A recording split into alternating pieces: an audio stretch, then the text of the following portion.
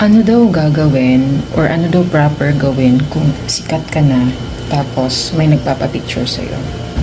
Sige, sikat na daw ako. Pwede po pa picture? Ay, mamaya na po. Mamaya na po. Please na.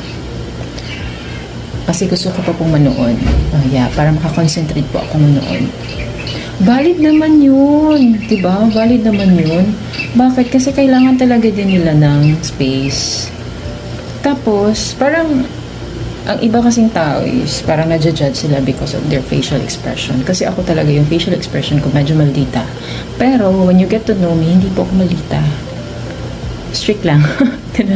Pero wag naman natin silang more i-judge kasi po gusto rin nila ng merong time talaga for themselves na makapanood ng ganun. Hindi nila kasalanan na nasikat sila at hindi rin nila kasalanan na hindi rin natin kasalanan na hindi tayo sikat.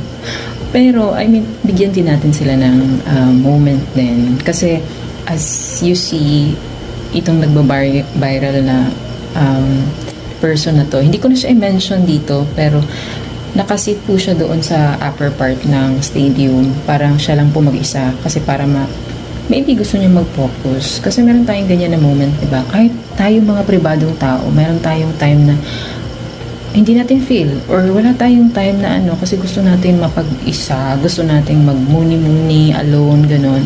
Maybe meron din siyang pinagdadaanan. Kaya wag natin silang masyadong i-judge naman. Ay.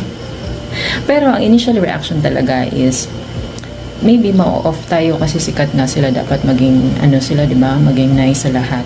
But of course, tao din po sila. Kailangan din po natin silang i-consider na tao po sila. Hindi po sila mga plastic na tao. I mean, hindi po sila mga ingon nato. Hoy, ano 'yan? Bitaw.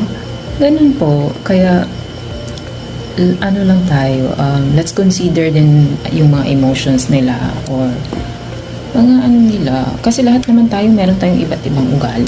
Kasi, kaya kailangan din natin yung i-consider. I mean, huwag nating i-validate yung situation just because of our own. Para sa atin lang. I-consider din natin sila. Parang ganun. Pero kung sikat ako, okay. Plastic ka dyan. Pero yun. But lesson learned din yun sa mga sikat na pag nasa public talaga kayo, as much as possible, maging mag-exert kayo ng effort or something, just be nice and show kindness sa mga tao. Kasi lahat ng mga tao talaga is nag-look forward talaga na makakita ng mga artista, lalo na pagsikat. Tapos pag nakikita nila yun or namin yun, na-overwhelm kami.